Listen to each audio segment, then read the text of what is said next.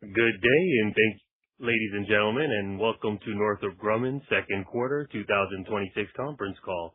Today's call is being recorded. My name is Josh, and I will be your operator today. At this time, all participants are in a listen-only mode. I would now like to turn the call over to your host, Mr. Adam Barr, Head of Investor Relations. Mr. Barr, please proceed. Good morning, and welcome to Northrop Grumman's second quarter 2026 conference call. Before we begin, please note that matters discussed on today's call, including guidance and outlooks for 2026 and beyond, reflect the company's judgment based on information available at the time of this call. They constitute forward-looking statements under the safe harbor provisions of federal securities laws. Forward-looking statements involve risks and uncertainties, including those noted in today's press release and our SEC filings, which may cause actual company results to differ materially. Today's call will also include non-GAAP financial measures, which are reconciled to our GAAP results in the earnings release. Additionally, we refer to a presentation that has been posted to our investor relations website. Joining us on the call today are Kathy Warden, our Chair, CEO, and President, and John Green, our CFO. With that, I'll now turn the call over to Kathy. Thanks, Adam. Good morning, everyone, and thank you for joining us on our second quarter 2026 earnings call. As we celebrate America's 250th birthday, we are reminded of the importance of our work in support of preserving freedom and protecting our way of life. It was a moment of pride for our Northrop Grumman team when the B-2 flew over our nation's capital on July 4th, a symbol of American strength and ingenuity. It was also a powerful reminder that many of our technologies have transformed the aerospace and defense industry, from the world's fastest microchip and the James Webb Space Telescope to our signature flying wing technology that epitomizes the B-2 and B-21 stealth bombers. Today, we operate with a sense of urgency to get these technologies into the hands of our customers with the quality they depend on and the speed to meet today's dynamic threat environment. Our Northrop Grumman team is embracing the call to action from our nation's leadership. We are partnering with our customers to more rapidly develop and deliver the next generation of capabilities while scaling and investing in advanced factories to increase production rates and volumes. We are fully aligned with the U.S. government priorities and see significant opportunity and increased demand for our portfolio. There is bipartisan support for defense investment to maintain our nation's competitive edge. Congress is making progress on Fiscal Year 2027 authorization and appropriations. The House and Senate Armed Services Committees and the House Appropriations Committee each supported $1.1 trillion in the base budget for the Department of War, an increase of nearly 10% from the fiscal year 2026. Additionally, the administration recently submitted a supplemental request for $67 billion to the Department of War to fund recent operational costs, replenishment of weapons, and enhancements to military readiness. Congress is considering the supplemental and the administration's $350 billion reconciliation package, which is intended to expand and modernize the nation's military capabilities by investing in priority programs and the U.S. defense industrial base. While Congress and the administration are still working through the legislative process, Northrop Grumman's core programs remain well supported in the base budget request, which provides us continued confidence in our growth outlook. Around the world, there are unprecedented levels of defense investment as allies accelerate their modernization efforts. Increased global defense spending represents a powerful commitment to our collective security and a recognition of the global threat landscape. At the NATO summit a few weeks ago, our allies pledged $50 billion in additional investments, including a commitment for Northrop Grumman's Triton autonomous aircraft. In the Middle East, modern missile defense systems remain an essential priority for ensuring national security. Momentum continues to build in numerous countries to acquire our IBCS system, which is proven and operational today. This includes Kuwait, who in May received authorization from the State Department for 6 IBCS systems. And in Australia, we were selected to establish an in-country solid rocket motor manufacturing facility. These announcements from the second quarter underscore the breadth of international demand for our production-ready systems. As highlighted in this morning's second quarter release, Northrop Grumman's financial performance reflects continued strong results. We delivered $20 billion in net awards in the quarter, driving a book-to-bill ratio of 1.84 times. Backlog continues to grow, including a new record high of $105 billion. And we expect continued strong bookings for the remainder of the year, as well as increased momentum in government outlays. These dynamics strengthen our confidence and outlook for accelerating sales growth in the second half of the year. Sales increased by 5%, supported by growth in all 4 of our segments. And operating performance has been solid throughout the business. We did have lower operating margin rates in DS and Space this quarter due to 2 programs with negative EAC adjustments.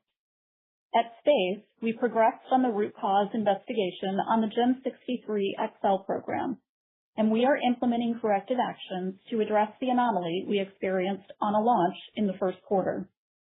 These include a component redesign, which has now been proven in a successful static fire test.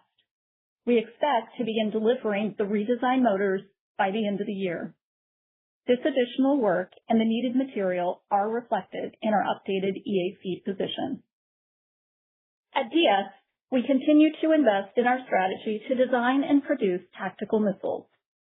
We are executing this strategy through investments in 2 related programs, Stand-in Attack Weapon, or SAW, for the U.S. Air Force, and AARGM Extended Range for the Navy.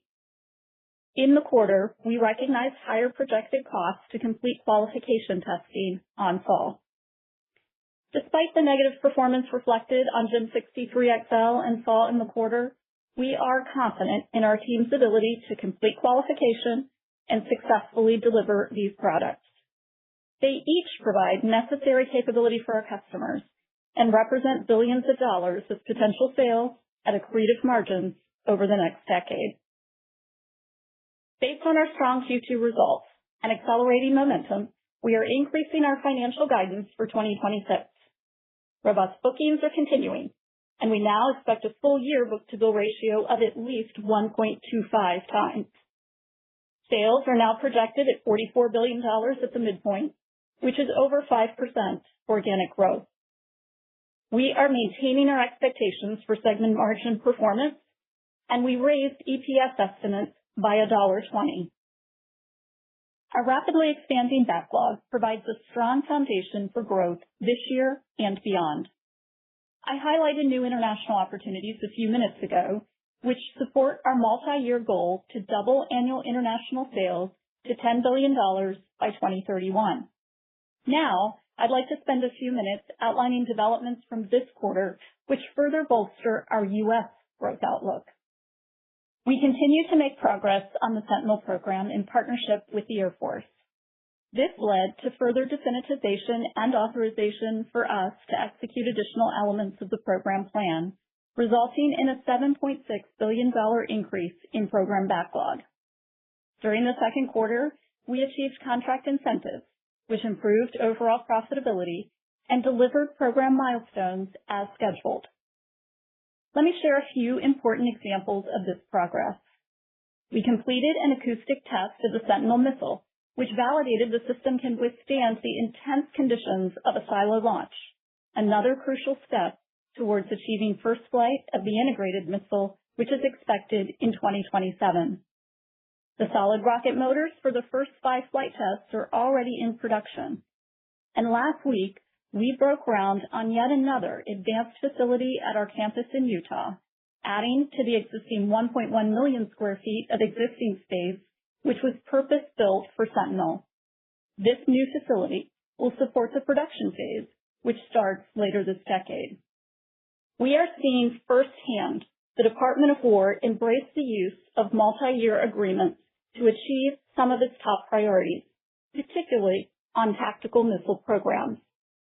When you couple our proven performance as a supplier of solid rocket motors with the additional production capacity we've already brought online, we're positioned to be a qualified rocket motor provider on new programs. Last month, we completed qualification activities to become a supplier on PAC-3, and we reached a $2 billion framework agreement with the Department of War and Lockheed Martin. We expect a PAC-3 SRM production award later this year. In total, we have 10 multi-year agreements for missile acceleration in work across the portfolio with up to $10 billion of sales opportunity over the next 7 years. These agreements provide a clear demand signal to industry and Northrop Grumman while delivering a greater value and efficiency for our customers. Another area of increasing budget priority is national security space. Modern warfare is driving demand in this market, with every service now depending on space-based capabilities, leading to historic increases to the U.S. space budget. Today, our national security space backlog stands at over $16 billion, with programs like GPI, GWS, and restricted efforts. For the full year, our national security space business is projected to grow high single digits and generate over $7 billion in sales, accounting for more than 15% of company revenues, driven by areas like space security, space resilience, and missile defense. The proven innovative solutions we develop for government customers, grounded in our engineering expertise and mission knowledge, are also being applied to commercial opportunities, like our in-space satellite servicing. As part of our satellite servicing portfolio, we've developed the first commercial robotic spacecraft capable of repairing, relocating, and servicing satellites in geosynchronous orbit via 2 robotic arms. It can also install life extension jetpacks onto other satellites for government or commercial customers, prolonging their useful life for up to 8 years. The spacecraft is known as the Mission Robotic Vehicle, or MRV, and our first MRV is scheduled to launch later today, weather permitting. Before I turn the call over to John, I want to emphasize that we continue to see an opportunity-rich environment for our company. We're investing in our business, bringing continued rigor and program execution discipline for which we're known, and we're moving with speed to bring innovative solutions to our customers. These innovations are core to the security of our nation, the protection of our allies, and the preservation of freedom for generations to come. With growing demand, a robust backlog, and disciplined execution, we are confident in our ability to deliver accelerated growth and enduring value for all our stakeholders. So with that, I'll ask John to provide a detailed review of our quarterly results and forward guidance. Thank you, Kathy, and good morning, everyone. I'll begin by covering the company's second quarter financial results summarized on slide 4. Overall, it was a solid quarter with increasing momentum. The robust demand environment we outlined on our last call continues to be converted into new bookings and sales. Second quarter awards totaled $20 billion, driving backlog up 17% year over year to $105 billion. Sales in the quarter accelerated to $10.9 billion, with sequential sales up 10% and year-over-year sales up 5%. Segment operating income decreased slightly compared to the prior year. Keep in mind the second quarter of 2025 benefited from a $76 million favorable EAC adjustment on Sentinel. Earnings per share was $7.68. Benefiting from a lower effective tax rate. Capital expenditures totaled $302 million and continue to ramp as we invest to expand our facilities to support customer demand. And Q2 adjusted free cash flow was nearly $1 billion, a significant increase compared to the prior year. Turning to segment performance, I'll start with aeronautics on slide 5. AS delivered outstanding operational performance in the second quarter with double-digit sales and margin growth. Sales increased 13%, driven by higher volumes on B-21, TACAMO, and mature production programs. On the bottom line, AS delivered a margin rate of 10.3%, driven by strong performance across production and sustainment programs. Turning to DS. Second quarter sales increased 5% and 7% on an organic basis. Higher sales were driven by the continued ramp on Sentinel and missile defense programs. Operating margin was 7.5%. Strong performance across the portfolio was partially offset by a $68 million unfavorable adjustment on SAW related to an increase in projected costs to support the design and qualification of the system.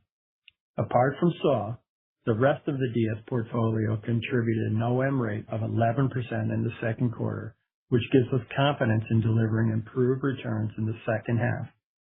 Backlog at DS increased to nearly $35 billion, driven by an increase of $7.6 billion on Sentinel. Our Mission Systems business continued to generate outstanding bottom-line performance with strong execution across the portfolio. Sales were up 3% in the quarter, supported by higher volumes on marine programs, F-35 sensors, and increases on restricted airborne radar programs. Margin rates improved to 15.4%, driven by strong performance and higher net favorable EAC adjustments across the business.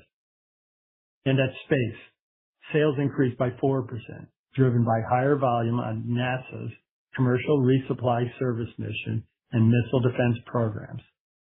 Second quarter operating margins were 8.6%. This included an unfavorable EAC adjustment on GEM 63XL related to increases in the estimated cost and quantity of materials needed to complete the program. The rest of the space portfolio contributed an OM rate of over 11%, supporting our ability to deliver second half results north of 11%. On slide 9, you'll see our second quarter diluted EPS was $7.68. The prior period included a benefit of $1.04 associated with the training services divestiture. Normalizing for this transaction, Q2 EPS increased by 57 cents. This improvement was largely driven by the remeasurement of uncertain tax positions given recent developments with the IRS and from a gain associated with the sale of an equity investment. Turning to company level guidance on slide 10. As Kathy outlined earlier in the call, we are increasing our sales guidance to a range of $43.75 to $44.25 billion. This outlook reflects a second half step up in sales that is similar to the profile we experienced last year. With this in mind, we anticipate mid to high single digit year-over-year sales growth in Q3. We are increasing our mark-to-market adjusted EPS guidance to a range of $28.60 to $29.10, an increase of $1.20. This reflects solid segment performance in the second half and an effective tax rate of mid-14%. We are reaffirming our outlook for segment operating income, which we are confident will improve in the second half. And we are reaffirming our guidance range for adjusted free cash flow of $3.1 billion to $3.5 billion. Adjusted free cash flow includes several $100 million we expect to collect this year from the B-21 asset sale. This event accelerated cash receipts associated with the sale, but shifted other payments on the program out beyond this year. Net-net, it doesn't change our expectations for 2026 cash on the program or the company. Our adjusted free cash flow non-GAAP metric is consistent with our prior treatment from a few years ago when we had a similar event. We continue to expect $1.85 billion of CapEx in 2026, and as we previously shared, we expect CapEx investments of around 4.5% of sales in 2027 and 2028 as we invest in infrastructure to support the B-21 production ramp. Turning to segment level guidance. At AS, we are increasing both our top and bottom line estimates for the year. We now anticipate sales of approximately $14 billion. This outlook reflects higher B-21 sales as the program continues to ramp, as well as higher volumes on mature production programs. On the bottom line, we are raising AS's operating margin rate to the mid to high 9% range, reflecting strong performance in the first half of the year and continued positive expectations for the second half. For DS, we are maintaining our outlook for sales in the mid to high $8 billion range and margins of approximately 10%. Second half revenues are expected to step up more than $700 million, driven by higher ammunition sales and production timings in our weapons portfolio, as well as continued growth in Sentinel and IBCS. Second half margin rates are expected to improve to over 11%, consistent with our first half performance, excluding EACs associated with our missile prime investments. At Mission Systems, we are maintaining our guidance of high $12 billion in 2026 sales, while raising our margin rate expectations to approximately 15%. This outlook is underpinned by a sequential second half sales increase of more than $600 million, driven by higher sales volumes on production programs and new awards. Turning to space. We continue to expect approximately $11 billion in sales for the year. Following the pattern in the other businesses, second half sales are expected to increase significantly. This growth is primarily driven by higher volumes on national security space programs, new awards, and improved performance on GEM 63XL. On the bottom line, we are lowering our expectation for margin rate to the low 10% range to reflect the margin pressure experienced to date. Performance remains strong across the majority of the space portfolio, and we're confident in delivering improved second half performance. Our last guidance update for the quarter relates to inter-segment eliminations, which we expect to be approximately $2.7 billion, driven by increased volumes of restricted work at MS and Sentinel support in the space segment. We anticipate the inter-segment OM rate to be in the mid 13% range. In summary, building on the momentum established in the first half, we remain on track to deliver on our updated full year projections. Our confidence is underpinned by the enduring demand for our capabilities, record backlog, and alignment of our portfolio to global defense priorities. We've made significant investments in our business that position the company for accelerated growth, and we continue to be disciplined in our capital deployment strategy, creating value for all of our stakeholders. With that, let's open the call for Q&A. Thank you. As a reminder, to ask a question, please press star 11 on your telephone and wait for your name to be announced. To withdraw your question, please press star 11 again. Please limit yourself to one question and one follow-up. One moment for questions.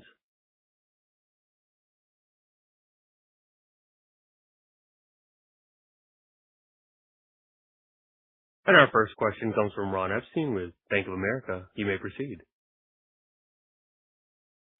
Hi, Kathy, John, and Todd. Congrats on the quarter. This is Andrew on for Ron. Thank you for taking our questions. Just unpacking the tax impact from the quarter, is the $1.20 EPS increase in the updated full year guidance driven entirely by a combination of lower taxes in the quarter and higher sales expectations for the year? Yeah. Thanks for the call. I'll take it. This is John, by the way. So the tax had an impact on the quarter, certainly.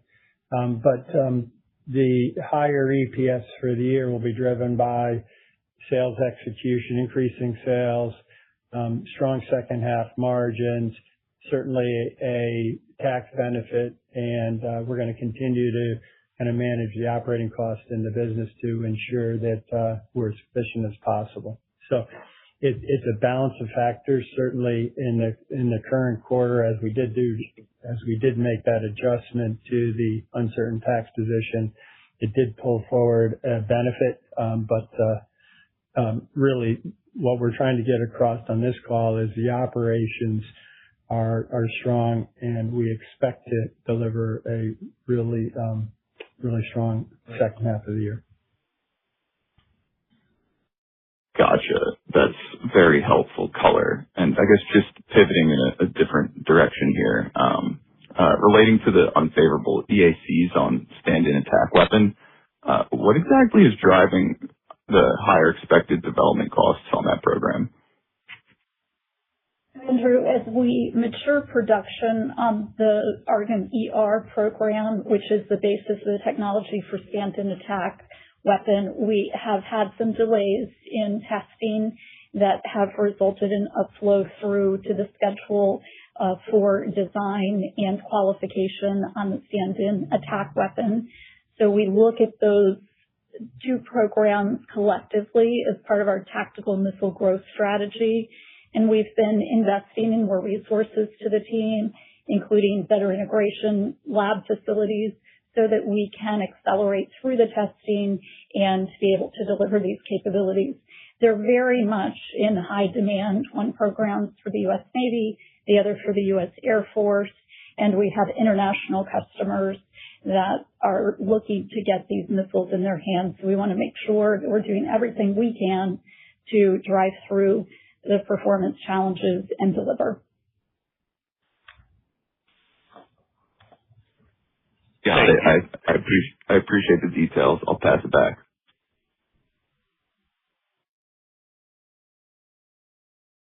Our next question comes from Seth Seifman with J.P. Morgan. You may proceed. Hey, thanks very much, and good morning.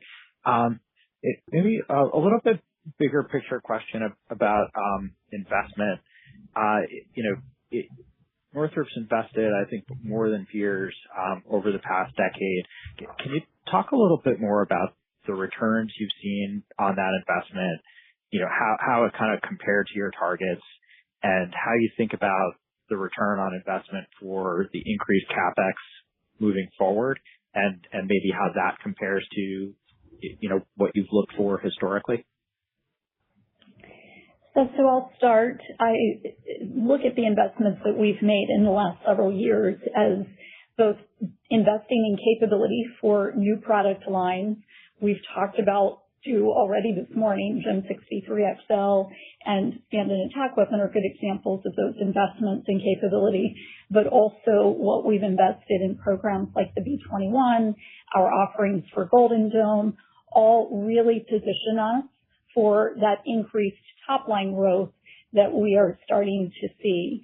And as I talked about earlier on the call, we now expect book-to-bill this year to be 1.25. I see that as a direct correlation to the investments that we have made in capability. We also have been investing in capacity, and that has positioned us to win work that we otherwise wouldn't have been in a position to deliver upon. Good examples of that are in the munitions portfolio. I talked about having qualified on PAC-3 MSE, but we also have production capacity so that we can start building right away. That allows us to pull those revenues in sooner than we otherwise would had we not made those investments. So we are consistently investing with discipline, making sure that we have strong business cases, that those then are coming to fruition. Our programs are not without technical risk, but once we get through development, having that production in place is serving us well to generate strong returns and accelerate the revenue and return. Great. Thanks. And maybe just one more detailed question about HALO. I think the release mentioned some revenue pressure from that program. Is that related to timing, or is that related to the NASA decision to move away from Gateway? And if that's the case, are there further sales pressure from HALO expected that we should be aware of?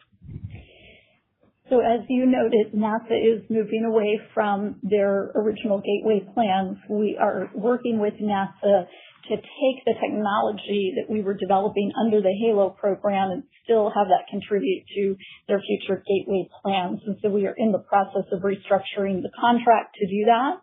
It will reduce revenue this year as we outlined in our filings, but it will extend it over a longer period of time as we work deliverables into the new NASA plan. Great. Thanks very much. You're welcome. Our next question comes from Sheila Kahyaoglu with Jefferies. You may proceed. Good morning, Kathy and John. Thank you. Maybe, Kathy, just on the last line of questioning, can you talk about, you recently completed qualification activities on solid rocket motors with PAC-3, maybe on PAC-3 and more broadly on the missile framework, how you're thinking about the timing? Is that in line with plans, how we think about capacity expansion, and how that impacts profitability?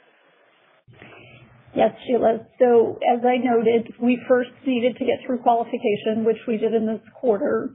We have production capacity and we are starting to build, and we are doing that even ahead of definitized contract later this year so that we can support the increased demand for the program. We do expect to be definitized for a larger production contract later this year as the funding becomes available through the appropriations from the FY27 budget.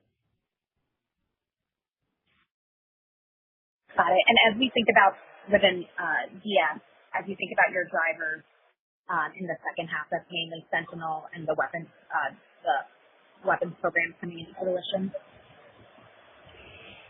Yes, although I will say that we are seeing strength in top line across all four of our businesses as you compare first half to second half. Some of that is just the natural seasonality of the businesses that we saw last year. We have achieved 5% growth in each of the first two quarters over last year and expect that same trend in the second half to get to the midpoint of our guide at 5%. But as you know, last year it was an accelerating growth through the year, and we are expecting that same trend to occur this year. Thank you.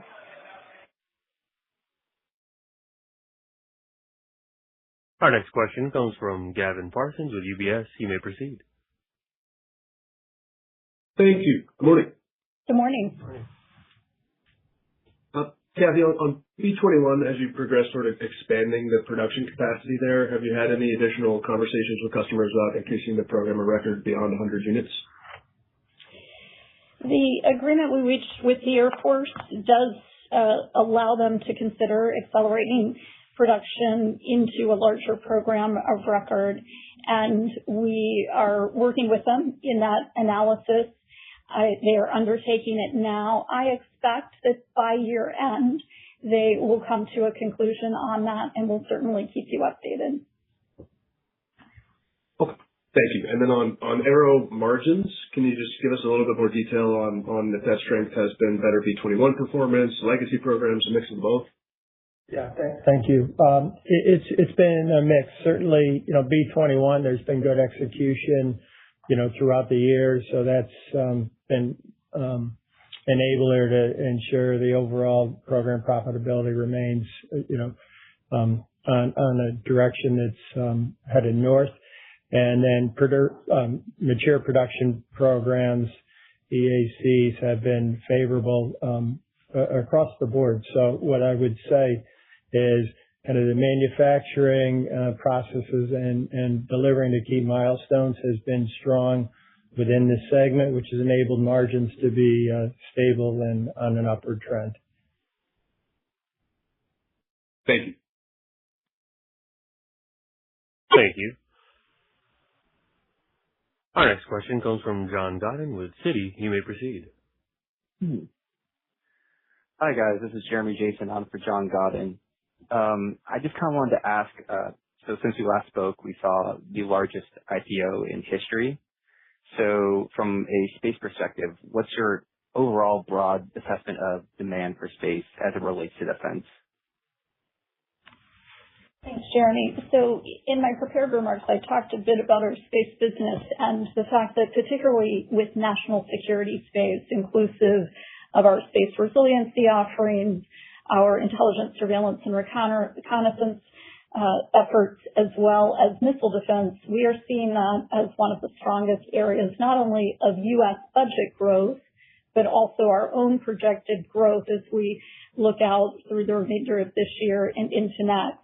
And we see it growing to be a more sizable part of our overall portfolio, generating about 15% of the revenues for the company as that area grows double digits.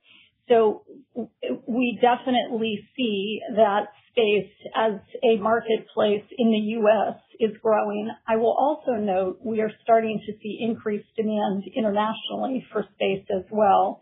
Different offerings there, obviously from an export perspective, but we have a growing pipeline outside the U.S. for our space portfolio too. Awesome. That's really, really helpful. And as a quick follow-up, can you go over your plans for MRV and your involvement in these more commercial markets?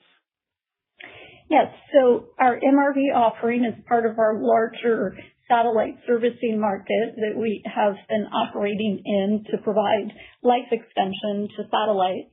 This offering brings robotic arms that allow us to do more servicing operations for satellites. We expect both commercial and government clients to be interested in this capability because, as I noted, it's about extending the life of these high-value assets and being able to do that and reduce maintenance and replenishment costs.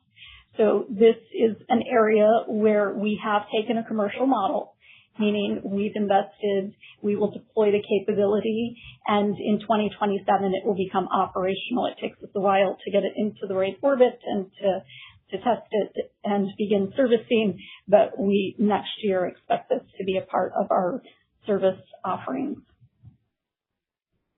Awesome. Thank you so much. Our next question comes from Scott Deuschle with Deutsche Bank. You may proceed. Hi, good morning. Kathy, would you be able to share any detail with respect to what your market share on this upcoming PAC-3 contract might look like? Is this a small share position you're pursuing, or do you see a path for Northrop to play a substantial role in this program? So, Scott, at first, because we are a brand new supplier, we will start at a smaller scale and that will grow over time. I'm not at liberty to share exact quantities with you, but just sufficient to say we are focused on performing in these early production deliveries and believe that in doing so, that will gain us the credibility to continue to scale. Okay. And then, John, consensus is forecasting about a 7% revenue CAGR at Defense Systems over the next 3 years.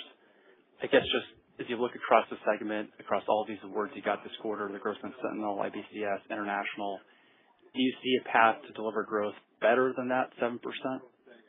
Yeah. So I'm going to talk about the current year and then try to refrain from giving too many details on the outer years, largely because we've worked through the strategic plan and we've got some more details to do to kind of firm out the outer years. But what I will say is, the execution in the quarter on the strong book-to-build, the execution last year on the book-to-build, and the marquee program, Sentinel, B-21, weapons demand, all provide growth drivers that should enable the company over time to accelerate revenue relative to what it's done historically.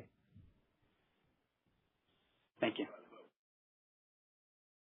Thank you. Our next question comes from David Strauss with Wells Fargo. You may proceed. Thanks. Good morning. Morning. I guess a follow-up there. Kathy, I think in some recent public forums, you've spoken of an acceleration in growth at space next year as well as MS, where the growth is relatively low this year. So, taking that with what I would assume to be pretty strong growth still at DS and AS as we move into 27. I mean, is it possible that, revenue growth could be in the high single-digit range next year? So as John said, we're going to refrain from putting a number around 2027 growth, but we are outlining reasons for optimism. You heard in the call the book-to-bill of 1.25. We've talked about the international growth being double-digit. We have spoken about not only those tailwinds to top line, but also tailwinds to margin as we start to shift mix away from mostly development to more production, and those being the key drivers of our higher margin performing businesses this year. So really a lot to be optimistic about as we look forward to 2027. And I will also note the budget for the U.S. has our program very well supported in the base budget. So we're not dependent on significant supplemental or incremental funding above the base budget to drive that growth into 2027. Okay. And then as a follow-up, I guess, pivoting over on the free cash flow side of things, you've obviously highlighted a little bit higher CapEx profile than maybe you were thinking a bit ago when you originally gave the 27-28 forecast for free cash flow. If you could just update us kind of on your thoughts there and whether that that prior guidance holds even with the higher CapEx profile. Thanks. Yeah. Thanks for that. So I'm going to go back to kind of operating cash flows first and talk about that. So from 23 through the current year, operating cash flows increased about 30%. So the business continues to generate cash and a great deal of cash quarter over quarter. As we look at the outer years in terms of free cash flows, so what we tried to do is give a view on CapEx, that 4.5% of sales. We're going to continue to work that and manage that in order to turn that operating cash flow into free cash flow. So the 27 and 28 numbers and then beyond, we're going to continue to refine that through this quarter, and then we'll be prepared to give a view third quarter and then an updated view in the fourth quarter. I do want the audience to recognize that we understand how important free cash flow is for our investors, and the fact that we use that free cash flow effectively. We're investing to support our customers' demand right now, and we'll continue to do that. And at the right time, we will begin to evaluate the CapEx spend to make sure it makes sense. But right now, first and foremost, is continue to invest to meet the demand signals that we're seeing. All right. Thank you. Thank you. Our next question comes from Matt Akers with BNP Paribas. You may proceed. Hey guys, good morning. Thanks for the question. Kathy, I wanted to ask about unmanned demand. We saw the recent order from NATO for Triton, and just curious what you're seeing there, and that could be a contributor to trying to double the international business as you talked about. Yes, we are very pleased that NATO has expressed interest in buying up to 5 Tritons. We expect to work with them throughout the remainder of this year to get on contract next. And we see this as an endorsement for products like Triton that are mature production programs that we can deliver off of our production line with relative speed and being able to support a very important mission of surveillance in the high north. We do see our unmanned systems continuing to contribute to our overall company international growth, but we have numerous growth drivers internationally. I talked on this call about munitions, IBCS. We have talked also about other platforms like E-2D, manned platforms that are driving international demand at the moment. So it really is a broad-based set of international offerings that we see driving that overall growth that I spoke to earlier on the call. Yeah, great. Thank you. And if I could do one more, I guess, is it possible to give us any update on what's going on with Golden Dome? And I know you guys are working on the space-based interceptors, but any thoughts on how that's going? And I don't know if it's possible to quantify how much that's contributing for this year. Thanks. So Golden Dome, as you know, is a collection of programs that create our homeland missile defense architecture. And so it is a series of competitions as well as sole source additions to contracts that we already have in place. We started to see reconciliation dollars be allocated earlier this year. I spoke to that in our first quarter call, that was somewhat slow coming into the year. It opened up as we entered into the second quarter, and we are seeing those funds be put onto contract. We expect that that'll continue to be the case and that we will see more selection decisions and contract actions throughout the remainder of this year and into early next. So revenues from Golden Dome related activity will continue to scale. Thank you. Thank you. Our next question comes from Justin Lang with Morgan Stanley. You may proceed. Hi, this is Justin on for Christine this morning. Thanks for taking the question. I wanted to ask one on the microelectronics business.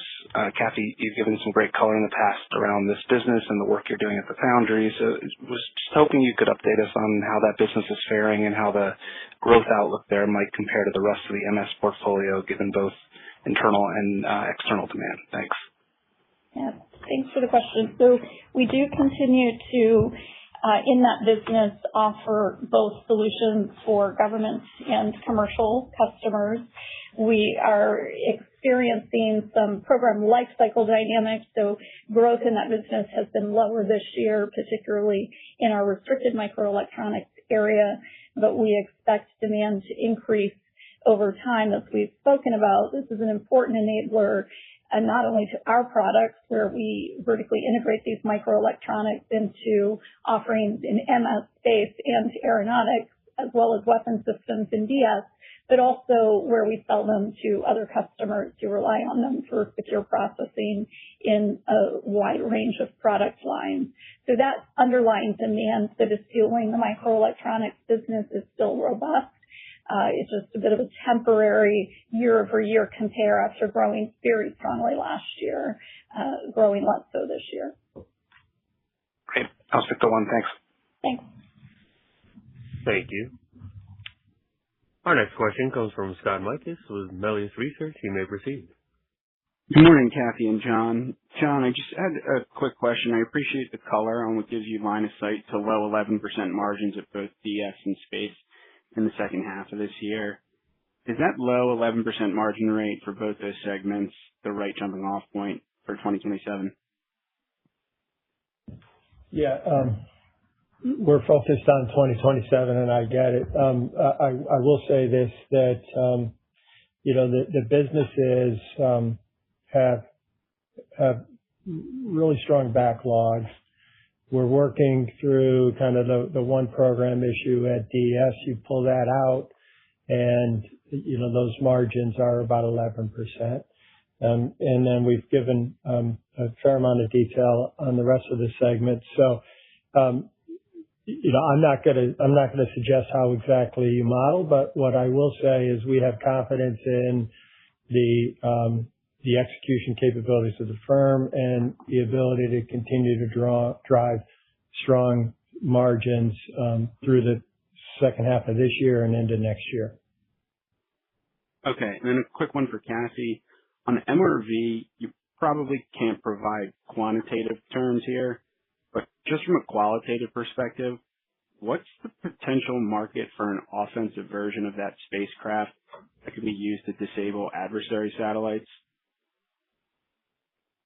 So I appreciate the question. I will leave it up to the U.S. government to decide how that capability might fulfill mission objectives that they have in that regard.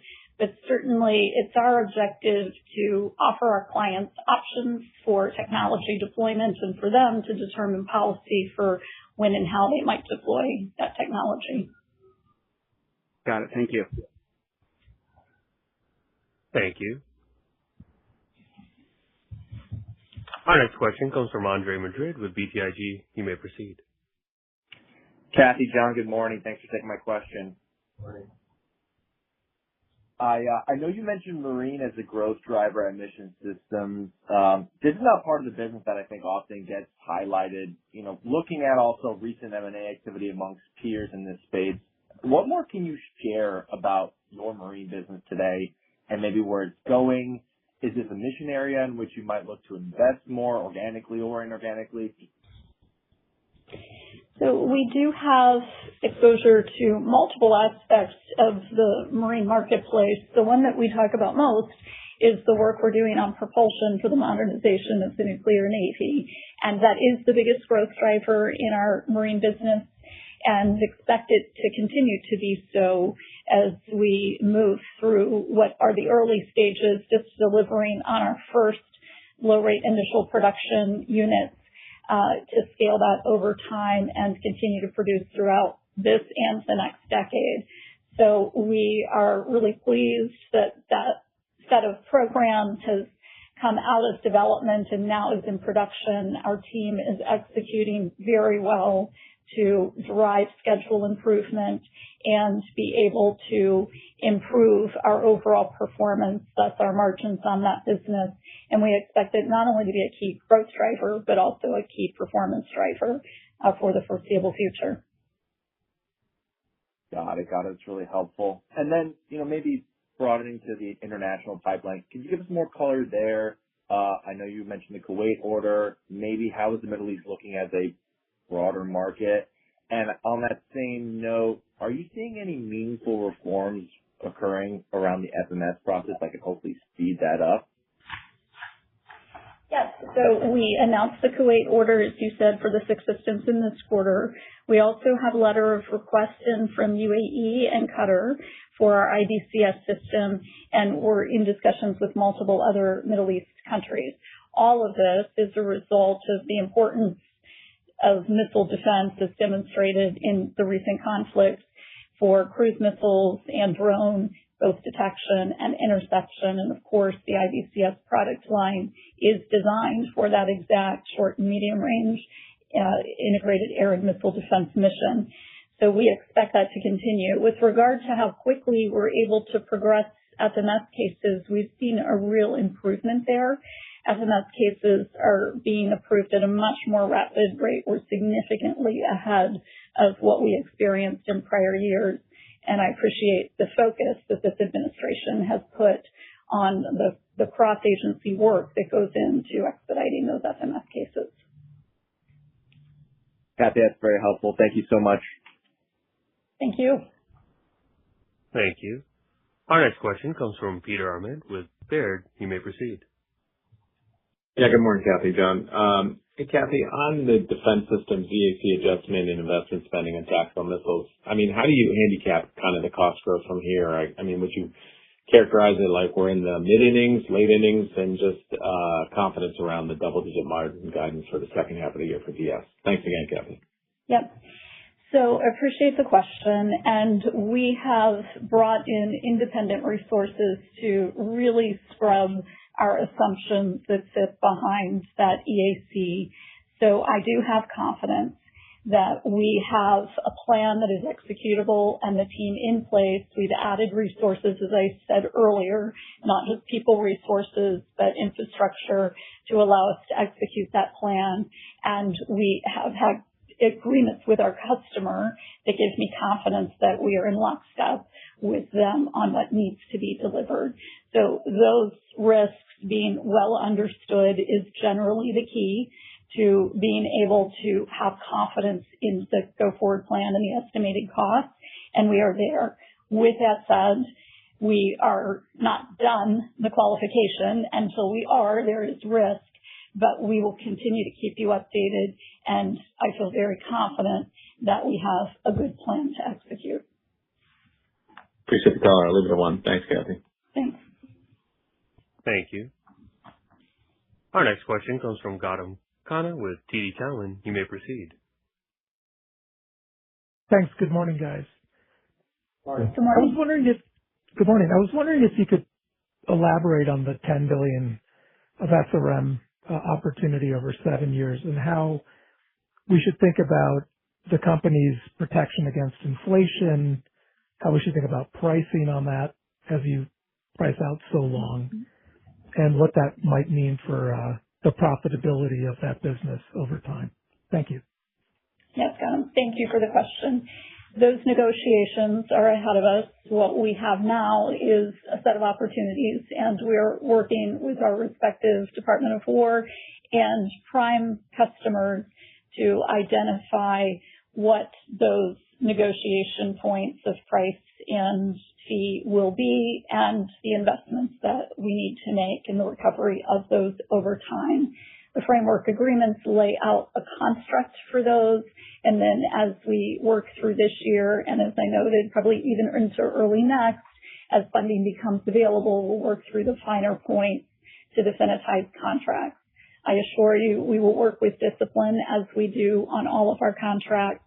In many cases, we have invested so that we have capacity available now, and we have gotten through qualification, which means we understand what we need to build, and these will look more like mature production programs, but we will ensure that we incorporate any risk that we have into our assumptions for pricing.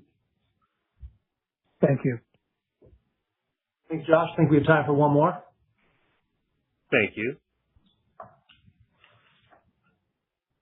And our final question comes from Miles Walton with Wolfe Research. You may proceed. Thanks. Good morning. John, I just wanted to ask about the size of the positive adjustment on Sentinel in the quarter. Was that effectively offset by the higher investment in ARGM, and that's why we should be thinking about the 11% ex the stand-in weapon? That's good analysis is what I would say on that. So, it wasn't material enough to break out separately, so we didn't want to create a precedent on identifying low dollar items because it just probably wouldn't stop. So we kept to the precedent, but as you described, a good way to think about it. Okay. And then Kathy, on space, the largest new start program in the fiscal 27 submission was space-based AMTI, and then SpaceX subsequently and quickly got a $4 billion award on that program. Can you describe where Northrop is planning to compete, either as a prime or a supplier within space-based AMTI or GMCI space-based? So as you know, it is an attractive segment of the market where we do have capability. We are looking at future tranches of requirements that we would be able to be responsive to. Won't get out ahead of ourselves on any decisions with regard to bids at this point, but it is a market that we believe we have opportunity to play in. Okay. Thank you. Thank you. Well, thank you all for joining our call today. As you've heard from both John and I, we see the robust demand for our products around the globe, and we are optimistic as we sit here today that U.S. budgets will continue to fully support our programs. We are also confident that we are on a path for improved margin performance in the second half, and we recognize how important that is. Our team is fully committed to addressing the two program items that we spoke about today and delivering strong performance on those in the second half while continuing the excellent performance that we had in the rest of the portfolio with company margins nearing high 11s without those two EAC adjustments. And that performance needs to continue, and we are committed to making it so that we can drive the increase in sales and EPS that we've committed to in our updated guide. So thanks again for joining our call. John and Adam look forward, as always, to following up with you on any additional questions that you have. Thank you. Ladies and gentlemen, this concludes today's conference call. Thank you for your participation.